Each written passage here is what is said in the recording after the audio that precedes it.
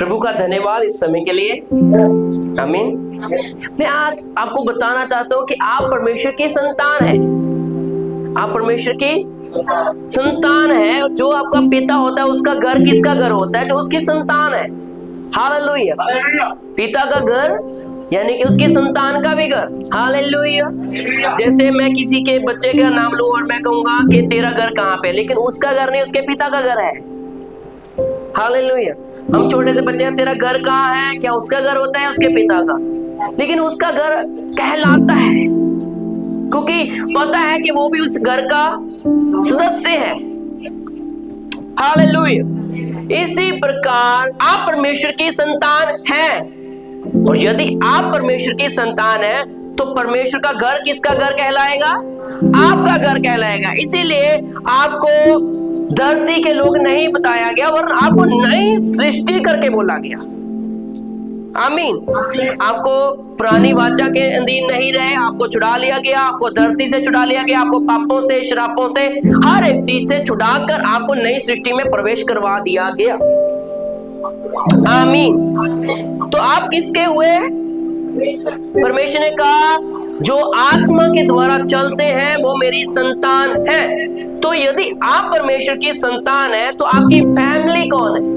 आप किसकी फैमिली का हिस्सा है? तो कैसे बोलना चाहिए? बोलो, मैं परमेश्वर की फैमिली हूं।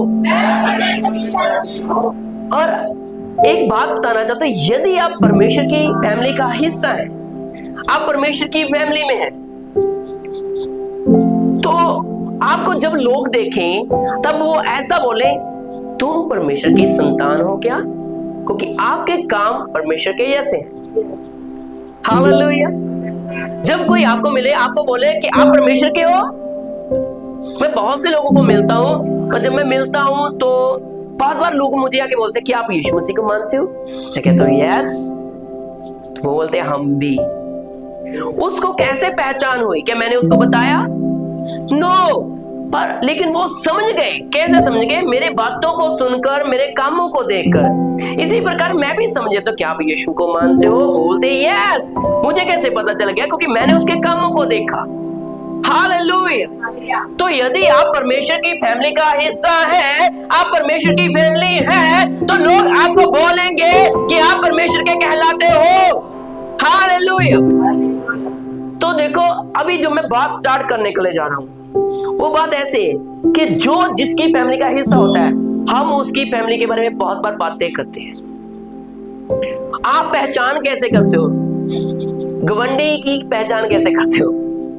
यानी कि अपने पड़ोसी की पहचान कैसे करते हो? आप बोलते हो ये तो हर दम लड़ते रहते हैं, ये कभी चुप नहीं बैठते, ये लड़ते और लड़ते और लड़ते रहते हैं। आपने पहचान की कि नहीं?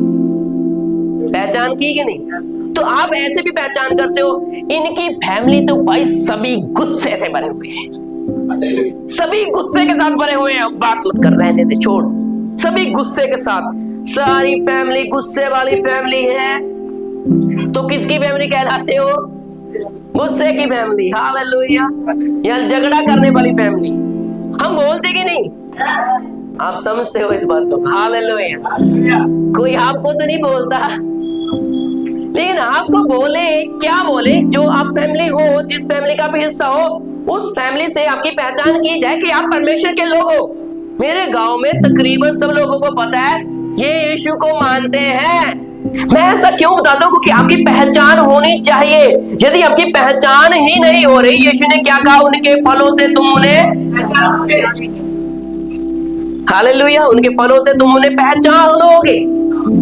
लेकिन यदि हमारी पहचान अभी भी बुराई के साथ, बुरी बातों के साथ, लड़ाई के साथ, झगड़े के साथ और बहुत सी बदियों के साथ होती है, इनके साथ हमारी पहचान होती है, वो अच्छा नहीं है, वो धोखेबाज है, वो बुरा है, यदि इन चीजों से आपकी पहचान होती है, तो क्या आप बोलेंगे कि मैं परमेश्वर की संतान हूं?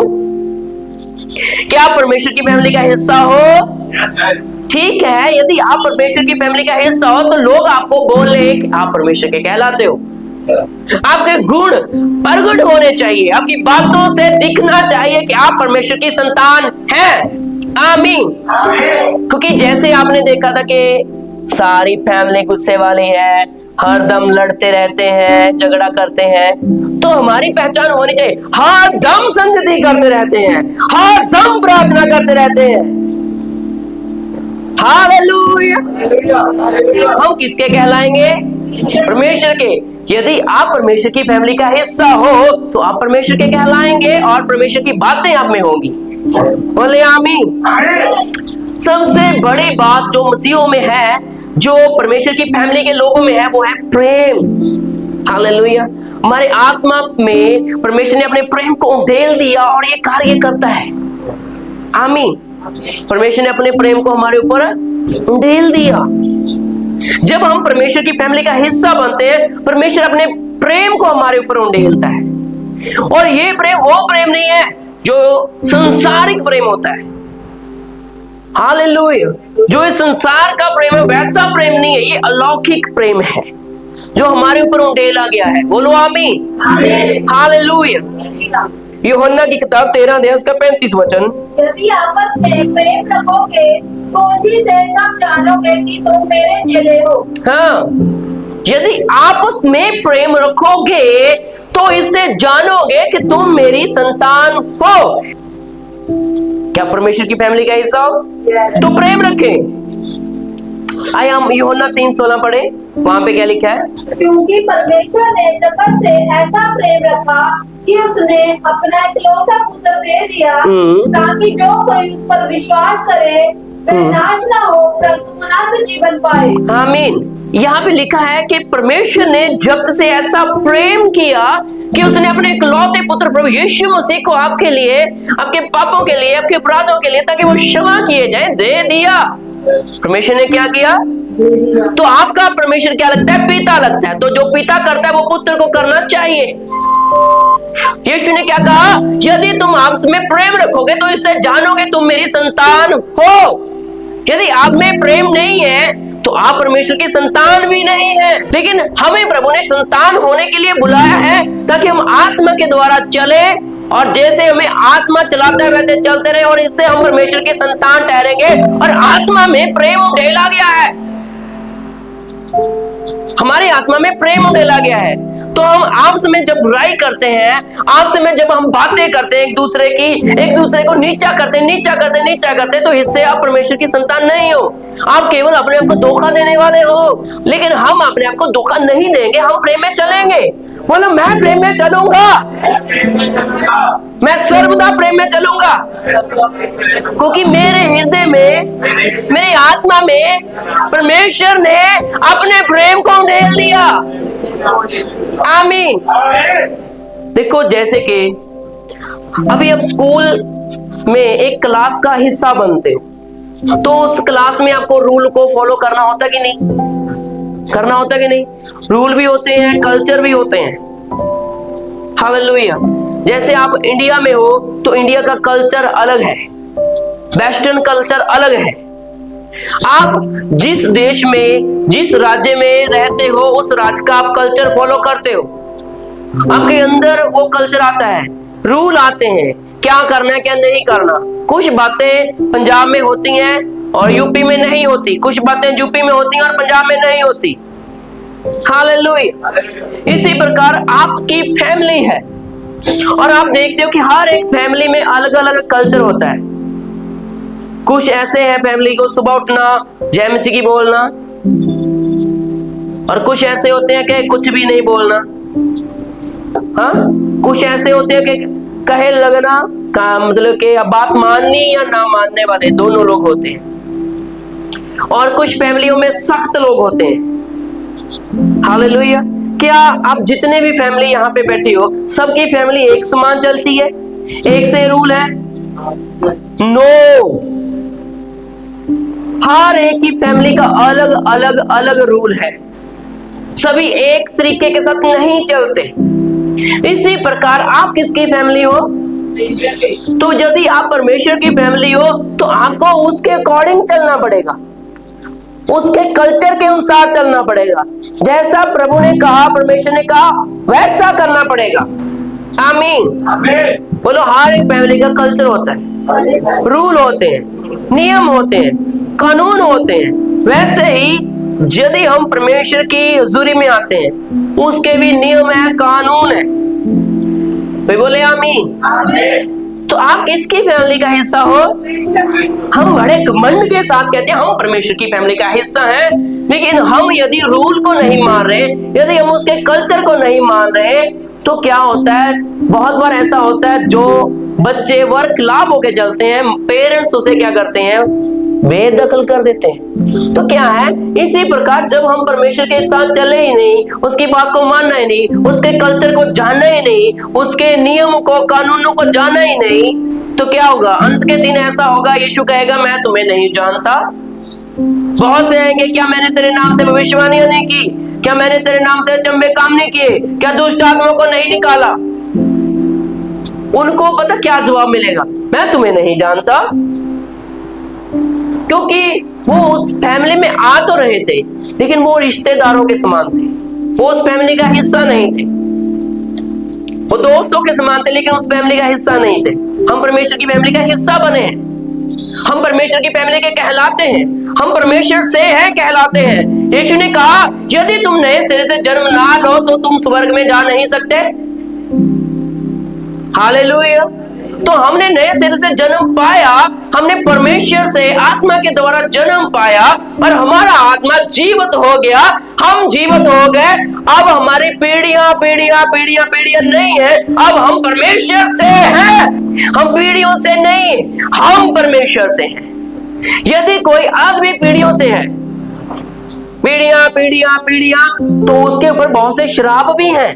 यदि आपके पीढ़ियों से नहीं हो, आप परमेश्वर से हो, तो आपके पास श्राप भी नहीं है, क्योंकि परमेश्वर श्रापित नहीं है, वो प्रेमी है, वो जीवित है। हालेलुया। उसमें जीवन है, उसमें सत्य है, और उसके पास ही मार्ग है उस तक पहुंचने का। हालेलुया। हम परमेश्वर के कहलाते हैं, तो आपको उसके नियमों को, कानूनों को मानना पड़ेगा। एक थोपा जाना नहीं है कि आपके ऊपर जबरदस्ती थोप दिया जाए, ऐसा बिल्कुल भी नहीं है। यदि विश्वास करो, इसका अर्थ थोपा जाना नहीं है। आपकी इच्छा है, आप यदि कुछ भी करना चाहते हो अपने जीवन में कर सकते हो, लेकिन उसका रिजल्ट मिलेगा। वो अच्छी बातें भी होती हैं, बुरी बातें भी होती हैं। गलातियों की किताब में लिखा है जो बोगे सो काटोगे भी। जिस नाप से तुम नापोगे, उसी नाप से तुम्हारे लिए भी नापा जाएगा। आप किसकी फैमिली का हिस्सा हो? ये थोपा जाना नहीं है। आपने कहा मैं ग्रहण करता हूँ प्रभु यीशु मसीह को प्रभु जानकर, वो मेरा प्रभु है, मैं उसके अधीन होकर चलूंगा। यदि वो मार्ग है, सत्य और जीवन है, और ये सच है, मैं उसका पीछा करूंगा। आपने जाना, वचन को जाना, विश्वास सुनने से, और सुनना मसीह के वचन से जब आपने किया, आपके जीवन में एक विश्वास ने कार्य किया। आप आत्मा के द्वारा भर गए, आपने नए सिरे से जन्म पा लिया, आप परमेश्वर की फैमिली का हिस्सा बन गए। और जब आप परमेश्वर की फैमिली का हिस्सा बन गए, तब आपको जरूरी है कि आप उसके रूल और रेगुलेशन को जानो। आमीन। यदि आप उसको नहीं जानते, तो आप बोलते मैं प्रार्थना कर रहा हूँ जी, उत्तर नहीं आ रहा, और मैं प्रेम में नहीं चल पा रहा, और मेरे जीवन में ऐसी बातें नहीं हो रही, और जैसा प्रभु के वचन में लिखा वैसा मेरे जीवन में नहीं हो रहा। लेकिन प्रभु ने कहा धरती चल सकती है, आकाश चलता, लेकिन मेरा वचन नहीं चल सकता। जब उसका वचन सत्य है, आज तक सत्य है, आने वाले समय के बारे में बताता है, वो सत्य है, और वो सत्य है, तो वो टलने वाला नहीं है। एक बंदे के कहने के कारण वो टला नहीं है, लेकिन हजारों बंदों को देखो जिनके जीवन में गवाही गवाही गवाही गवाही गवाही। हालेलुया। क्योंकि बंदों ने अपने जीवन को समर्पण किया है। उन्होंने कहा मैं ग्रहण करता हूं प्रभु तेरी फैमिली को, मैं तेरी फैमिली का हिस्सा हूं। और जब उसकी फैमिली का हिस्सा बनते हो, अब महिमा को देखते हो। हालेलुया। देखो, जब आप संतान ही नहीं हो तो वारिस भी नहीं हो। आप संतान नहीं, वारिस भी नहीं। यदि संतान हो तो वारिस हो। कोई बोले आमीन। उसने कहा मैंने तुम्हें चुना, तूने मुझे नहीं चुना। मैंने तुम्हें बुलाया, तूने मुझे नहीं बुलाया। हालेलुया। यीशु को स्वर्ग छोड़ने की जरूरत नहीं थी, उसको मरने की जरूरत नहीं थी, उसको शैतान को हराने की जरूरत नहीं थी, उसको मृत्यु पे जय पाने की भी जरूरत नहीं थी, लेकिन उसने ये किया ताकि आप जीवन में प्रवेश करें। हालेलुया। ताकि आप मृत्यु से जी उठे और जीवन में प्रवेश करें, जहां पे आप सर्वदा का जीवन को पाएं। आमीन। क्या परमेश्वर की फैमिली का हिस्सा हो तो उसकी बातों को जाने और माने। बोले आमीन।